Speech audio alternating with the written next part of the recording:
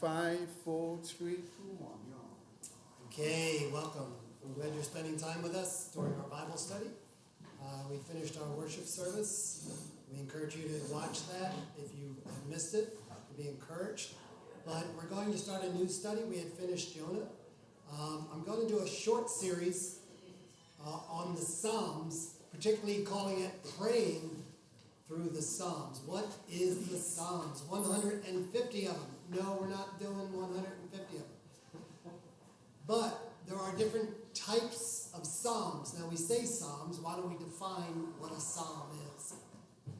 I think you have some knowledge of that. The psalms are everything I just put here. We call them the psalms, but they're poetry. In a lot of cases, you'll see poetry, which is you use words that create images. That's what we do in poetry. You're saying what you mean, but you say it in a way to create vivid pictures.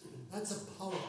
It actually enters the brain in a different way than rote writing. It's just interesting how our brain works.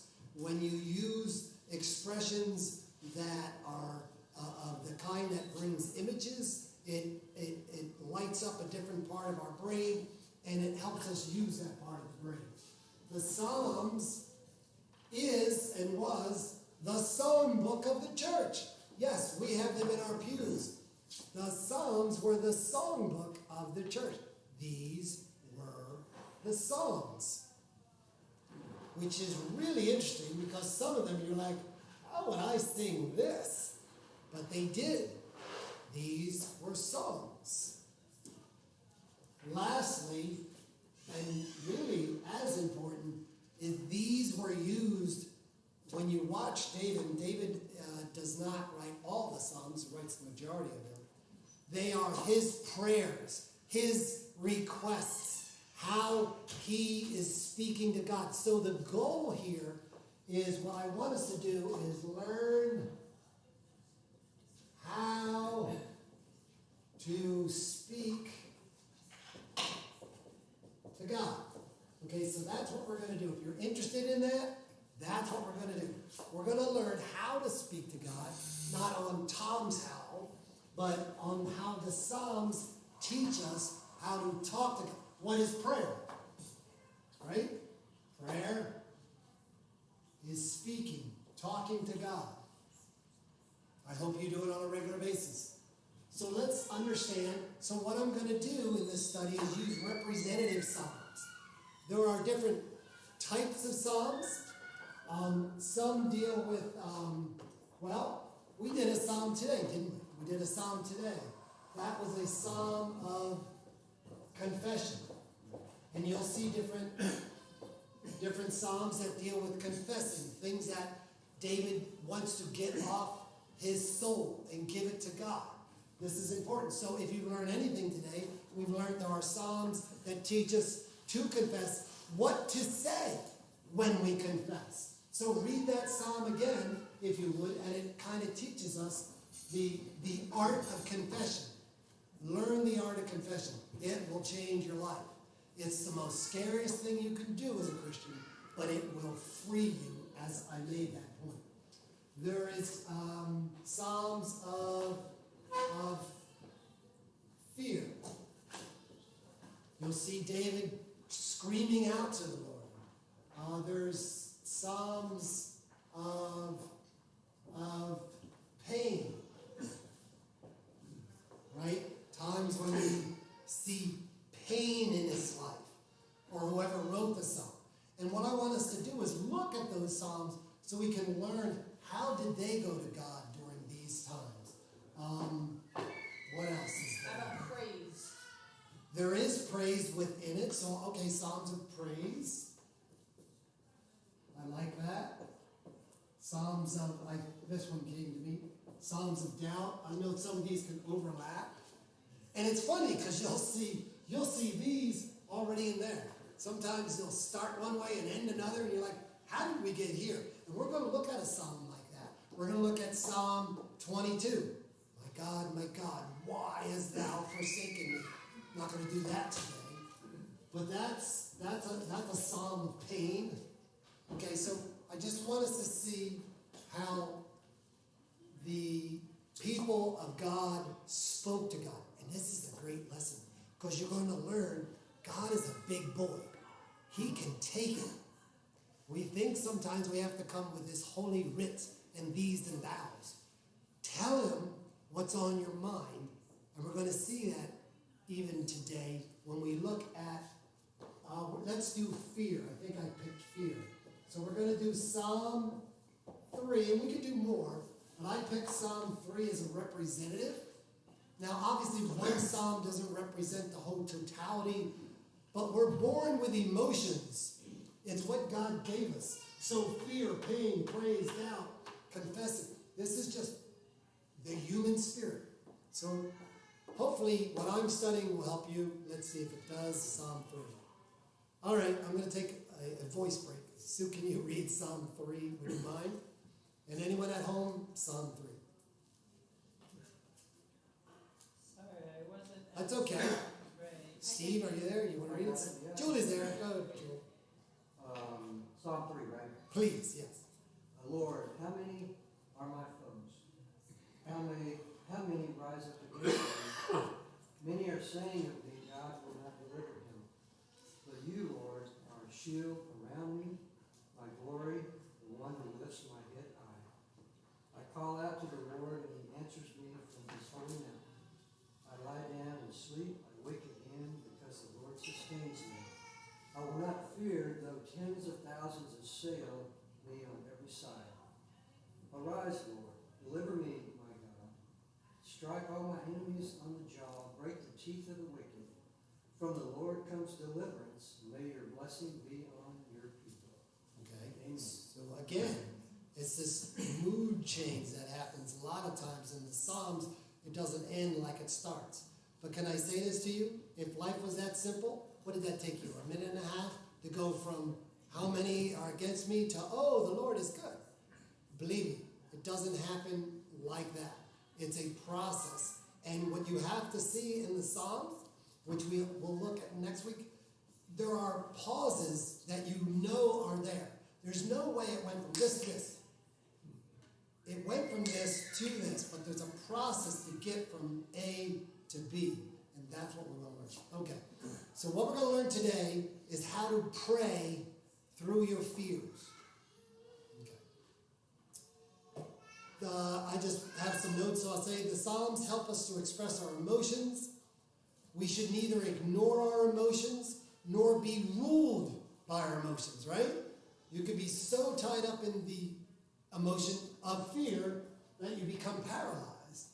Yet to ignore, we're given fear, that's your sympathetic and parasympathetic and enteric, I think. Isn't there three? There's three. Yeah, enteric system. I think you have three. Parasympathetic, sorry guys, my nursing comes out. Sympathetic, fight or flight, right? You either come at it or you run from it. That is the adrenal glands. They sit right on your kidneys. They don't look like much, but boy, if you just pump those things, you can do superhuman strength if you have to. There was a guy, his name was Ralph, what was his name? Ralph Siskin. Yeah, that's right, I still have a brain. Middle school. We're waiting for a bus. Ralph Siskin grew up in our neighborhood. Ralph was a little heavy. Wasn't very athletic. He liked to play music, but he wasn't athletic. We'd play in gym. Really, he could get around in it. Ralph was approached by three guys when we were getting on the bus, and for some reason, they were just being bullies. They wanted to pick on Ralph. So one got around him, hey, Ralph, the other guy like this, and they were going to, they were threatening, and I really think they would have at least push him down, and if he resisted, I'm sure they would have beat him up. And Ralph's fight or flight hit him. And to this day, I'm a fast runner. Ralph did the 50-yard dash, and I would have put him against Usain Bolt. Just that one time for 50 yards, I'd have put Usain here, I'd have put him here, and I think he'd have met his match. Ralph spun like I never saw in my life, and he was gone. I don't mean look at Ralph run. I mean, how did he get over there? It was like boom. It was Star Trek-ish. It was like boom. The guys who he wasn't going to wait around for the next threat. They went like this, Ralph went, bam! He was gone. He was gone. And they didn't know what to do. They were going to chase him. He already had a 50-yard lead on him. They were like, it ain't worth it. They just kind of walked away like this. And he missed the bus. I don't know where Ralph got home that day, but he didn't come back to the bus. He probably ran home. And we lived probably 5 miles from it. He probably ran home. But he was heading in the wrong direction. Now that I think about it, home was this one. Ralph went that way. But all Ralph knew is I had to get out of here. Fear. Okay? Here's it goes. I said emotion. Kind of gave it away. What's the first emotion that you experience in life? First one. Nope, keep going back. Keep going. Keep going. What is it? Fear of death. That's the first one. God love you. You made it all through life. You made it all through life. She had one fear, one emotion. Because Fear. if the baby doesn't take a breath, it dies. So Okay, no, I'm saying, is you as a person, what is your first emotion that we experience as people? Fear. Fear. Because you're going to school. You're in being the mom night, and you're dad. in the amniotic fluid, you're bouncing around, mom's feeding you, you're plums in you're just being fed. And some guy just, all of a sudden, this thing squeezes and starts pushing you out this canal. There's lights, there's people, there's noise, and you hear, wah, right? Are they crying of joy? No, the baby is fearful. They just had a beautiful life. They're just floating around having a good time. All of a sudden, what is this? People are sucking stuff out of my nose, putting drops in my eye. They're slapping me if I'm not breathing. I'm like, this is the first thing we experience in life is fear. And you're right, Sue. It could also be the last emotion you experience in life. Think about it. Could be your first and last emotion could be fear. That's pretty sad. We born in fear and die in fear. I mean, thank you, Lord. But I want you to think about the emotion of fear. We deal with it in different ways. Some are braver than others. But someone has said bravery is not lack of fear, right? Bravery is fear and going towards it. You're fearful, but I'm going to address it. And we say that to our little kids, how to address fear. No, there's no one in the closet. There's no one under the bed. You have to, but they have fears. So we try to address them. But then we grew up and we forget the lesson we were teaching our little 3-year-old. There are fears, but there's anxiety and there's fear. And I think there's a difference in the two. There's a difference in the two. Ralph had a reason to fear. He wasn't being anxious. Anxious is this long, slow process. It's dying 1,000 stabs. It's the thing that just gnaws at you, eats at you, and it won't let you have peace. Fear, fight or flight. Ralph was gone. Fear, once he knew he wasn't being chased, I'm sure he came back down and he was fine. But anxiety. Now let's look at David. I cheated you because I didn't let you read the story. I'm going to tell you a story. In 1 Samuel 17, read the heading of Psalm 3. What does it say? A Psalm of David when he ran like Ralph Siskin from his son Absalom. Okay, if you know the story, Absalom, a son of David. David is losing control of the people. He's not being seen in the greatest of light. Made a lot of mistakes. He has a band of loyal followers, but there are people within his own family that are wooing the people away from him and drawing people to say, if I was in charge, and starts promising, start promising things to people to get the favor of people, and he's going to go and kill his father. Think about that. He wants to kill his father. That's Absalom. Absalom's not a foreign commander or a king. Absalom is a son. Yes. Where are you? I'm just talking. No, I know that, but where is that? 2 Samuel 17 and 18. So if you want to read that story, you can. I'm trying to be kind, because if we read the story, that'll be the end of the class. And if you want to do that, we'll read the story. But he literally is being chased by 12,000 men. It says 12,000. Because he said, let's gather and let's go after. So now we read, O Lord, how many, 12,000, are my foes? How many rise up against me? Many are saying of me, God will not deliver him. Interesting. But you are a shield around me, O Lord, my glorious one who lifts up my head. There's two things going on. There is fear, and I really think, and if I'm wrong, I'm wrong, this is how I see it. The fear is 12,000 men. Ralph Siskind. 3 guys, not even 12,000. But fear. Flee. And that's what David did. To stand his ground would have been futile. He'd have been killed right where he stood. He had a better chance fleeing, regrouping, and having an advantage because he knew the territory. He was a great, if you read 2 Samuel 7:18, when they go after him, the first thing was, it's interesting. The first plan was to go after him and just get him and leave the men alone. If you get him, everyone else will follow you. That was the plan. They ignored that. The next plan was, I can't remember the names, came up and he said, forget that plan. Let's just get 12,000 men and go get him. Get everyone, him and everyone else who's with him. Let's just get him. And they remind him, they say, you better watch out because David is a great warrior. He knows the land and he'll attack you while you think you're attacking him. So they gave him a warning. They said, you may not be the man for this. 12,000, you better have all 12 because you're going to need it. He's not going to sit there and just hands up in the air. So he ran. Turns out that Absalom ends up being killed. Everyone know this story? He liked himself. Absalom liked himself so much, he made a statue of himself. So people could look at him. He had this long flowing hair. Who was the model with the long flowing hair? Fabio. Yeah, Fabio. He was Fabio. Fabio. Well, Fabio ended up getting his hair stuck in a tree while he was pursuing David, and he was stuck there, hanging from his hair.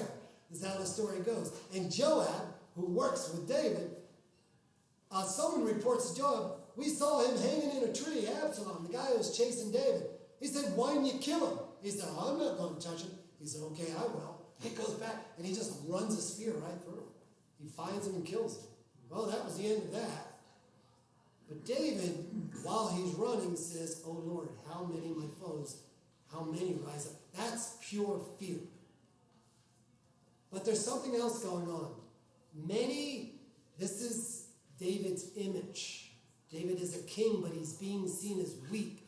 He's being seen as a righteous man, but they know everything he does isn't righteous. They see him as a family man, yet they know his family's falling apart. He doesn't like that image. Many are saying he's anxious. This is what I mean. There's a difference between fear and anxiety. I think he's fearful of the 12,000, but I think he's anxious of his image.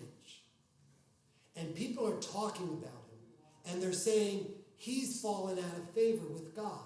Many are saying of me. See, he's worried about his image, what people are saying about me. God will not deliver him, meaning you've fallen out of favor with God. His identity as a king, father, leader is falling apart. And I think what's also bothering him is this idea of anxiety. Now, I know I'm doing a lot of talking. If you have any insights, let me know. But I'm trying to point a picture.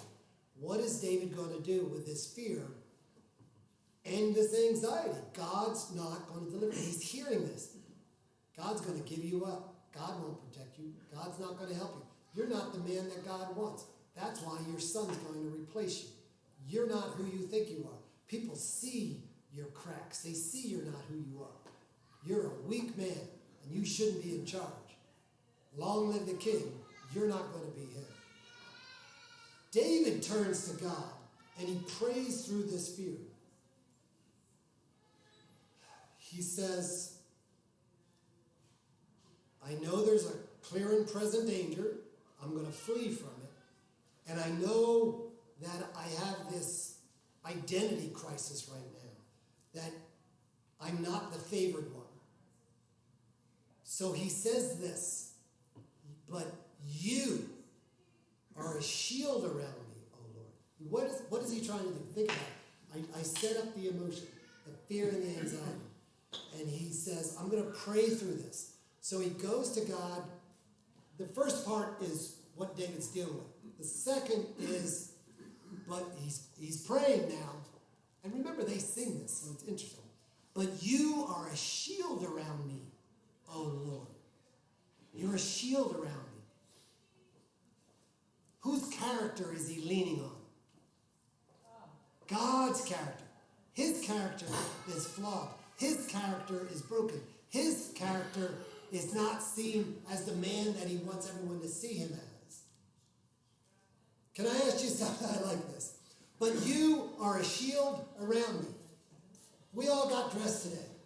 Did you put on the shield when you got in the car?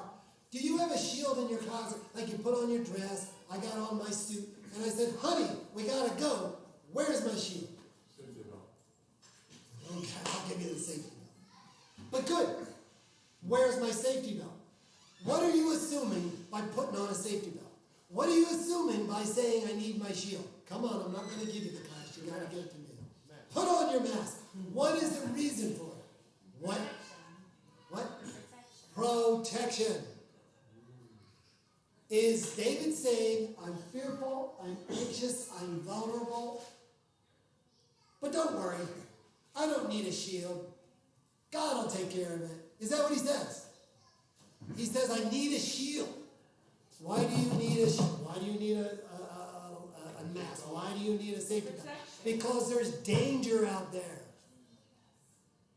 We have to realize, the first thing I see is David realizes there's a danger in being in this world. Now, you may not be chased by 12,000 men, but you fear and you also have anxieties. To me, fears are real, anxieties you need to address. Fears are fight or flight. They're short. Anxieties are the ones that'll steal the joy out of your life because you can never, ever let it go. You feel it's never going to be handled. I understand what you're saying about fear and anxiety, but it's interesting to think about where David went. He didn't go down to the bar and get drunk. He didn't go different places. He went to God in prayer. So I think that's a good example for us when we have fear and anxiety to go to God and find our strength in God and not in outside, short-lived things. You are a shield. Is he the shield? He's a great warrior. But he says, you are my shield.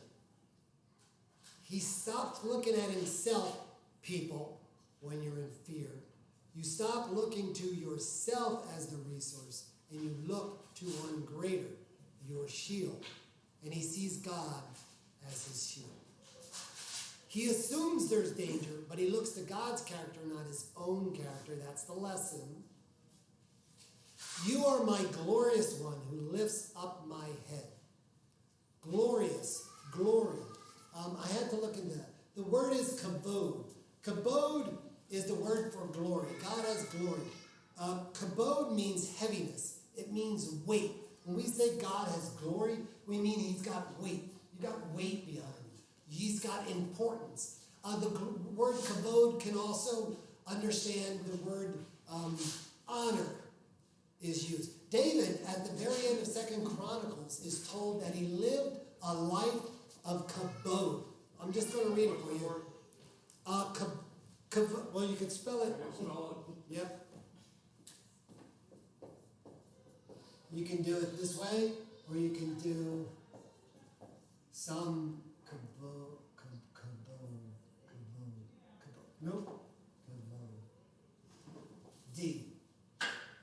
Was that a Hebrew word? I think it's kavod. Kavod. Yes. Yes. So it's a V or a B. I think it's And it means creator. what? What is it? It means glory. Means what? Glory. God's glory. Glory. Glory. Glory. Glory. Kavod. Oh, you know what? I'm sorry. Also this way. I am not a Hebrew scholar. I'm not even a Greek scholar. I know my Greek. But it's kavod, kabod. We pronounce it with like a B, but it almost sounds like an H, but you don't say the H. It's like a B. B's and B's are. There you go. Depends on their- There, I looked to Josh. Depends on if there's. Thank you, Josh. It's a I'm dash saved. in the Hey, you're saved. Yeah. There you go. Okay, so I'm right here, right? With the V and the B, and it sounds like a B. Okay. It means heaviness. My point is, at one point, David's life, in his end, said that he was a man of glory. It actually says honor.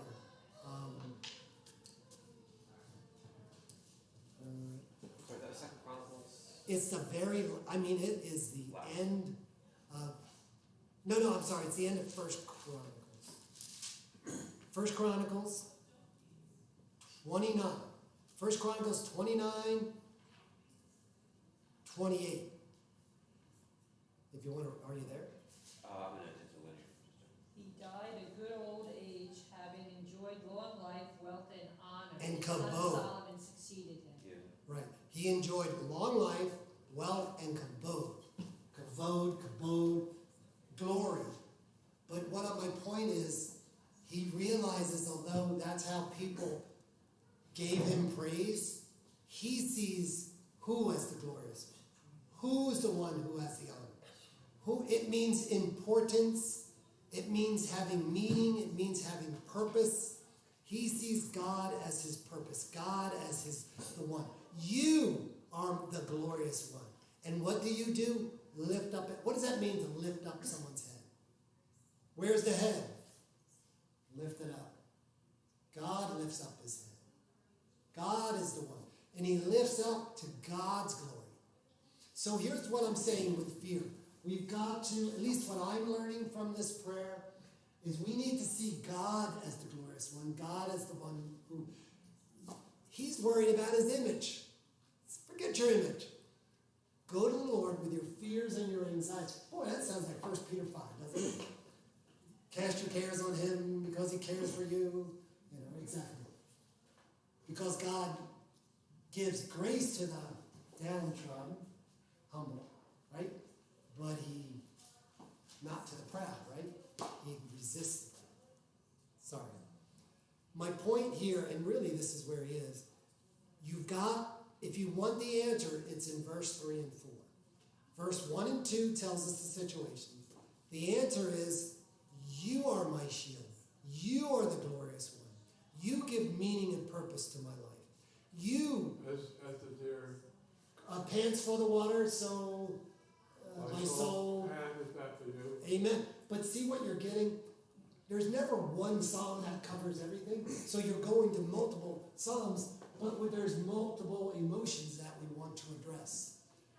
To the Lord I cry aloud, and he answers me from his holy hill. You got to help me here. Number one, it says holy hill. So where does he look? He says, where's the holy hill, everybody? Zion, isn't it? Yeah, it's Jerusalem. That's the holy hill. Where does he look? And really, what does that, does it mean we look to Chicago or we look to California? No. What does that mean to say I look to Jerusalem? What was in Jerusalem? Well, don't say temple. Don't say temple. Not a temple yet, right? It's still David. Okay, we didn't get the temple yet. That's his son. But the tabernacle, it's supposedly where God is. So basically, I look to where God is. What do you do with your fear, Ralph? You run the 50-yard dash as fast as you can. But if that's all Ralph did, he lost out in life. Because he didn't. The beginning of wisdom is what? The fear of the Lord is the beginning of wisdom. Fear of the Lord. I have my little tattoo in my hand, but depends on which version you read. But in Psalm 61:2, Oh, it says, "When my heart is overwhelmed, lead me to the rock that is higher than I." Or so from the ends of the earth, I call to you. I call as my heart grows faint. Lead me to the rock that is higher than I. And Wow. then 3 is for you, that my refuge, a strong tower against the foe, and it just goes on from Wow. there. So it kind of wow. Boy, I like that. I like it better than Psalm 3 that I just saw. Yeah, But it said, where do I run? Where's my fortress? Where's my rock? Yes, brother. So I was looking at the backdrop of the story that you were Oh yeah, talking please, about. please, In please. Verse 2, and it said, many will say, there's no help for him. So as David was on the run, people will say in your lives when you're going through stuff that you really have no help, right? And when he says that the Lord is my shield for me, my glory, the one who lifts up my head, I was thinking about the same posture you had there, that when people say things about you, your confidence falls, your head is downtrodden, right? You think that there's really no way out, right? But then David recognizing that the Lord is my shield, he will lift up my head. He will cause me, right, to understand and be in that place that I need to be, right? People will say things about you and will always say things about you in this life. Will always attack your belief in God, will always attack your life situation in which, because of the way you live, right? And that is our Absalom moment today, where people attack us. This is not 12,000, right? It could be 2, it could be 1 person, right? That constantly comes at you, constantly comes at your belief, right? And causes you to lose that confidence and faith in God. I like And that. then you switch it and say, but guess what? You, Lord, are my shield. I will not continue to walk around with my head hung down low, right? But I will lift up my head and I will look towards heaven where you sit on your throne, and I will get my confidence and faith in that. I like that. Regardless of my situation, regardless of what is going on Yes. in my life, I don't care what it is, right? You can continue to bombard me with your words, right? But God is the one as my shield, will help my head to lift again and look towards him. So that is just the comparison of what David was going through It's great. and what we will go through today. So what I'm recommending because of that is read the story. It's in 1 Samuel 17:18. And read this psalm. You'll get more of it. Thank you for that. Because the people were talking against him, and he was losing his image. What do you got, man? I always like to refer to Psalm 121, Okay. and I'm not sure if this was David or someone else, It'll tell us. but it says here, I Nope. lift up my eyes to the mountains. Where Yes. does my help come from? My help comes from the Lord, the maker of heaven and earth. Right. That's all. Amen. But I always think of that, and Yes. you want to know who to go to. That's a song, right? Along those same lines, I think it's really a strengthening psalm for me is Psalm 91, and I won't read the whole thing, but it just says, "You will not fear the terror of night, nor the arrow that flies by day, nor the pestilence that stalks in the darkness, nor the plague that destroys at midday. 1,000 may fall on your side, 10,000 at your right hand, but it will not come near you. You will only observe with your eyes and see the punishment of the wicked. If you say, the Lord is my refuge, and you make the Most High your dwelling place, no harm will overtake you, and no disaster will come near your tents. For he will command his angels concerning you to guard you in all your ways, and he will lift you up in their hands." So that's a really strengthening psalm for me, that, he lists all these horrible disasters, but God is always there. He is your dwelling place. He is your hiding place, kind of like your psalm that you Very mentioned much this so. morning. It said, if the waters rise, he's my hiding place. I'd love to tell you, no harm will beset you, but that's why I turned out the whole idea of the shield. We live in a dangerous world. There are things that harm is going to come your way, and yes, it can enter your life. Even then, my confidence is in God, right? Con with fide, faith, with faith.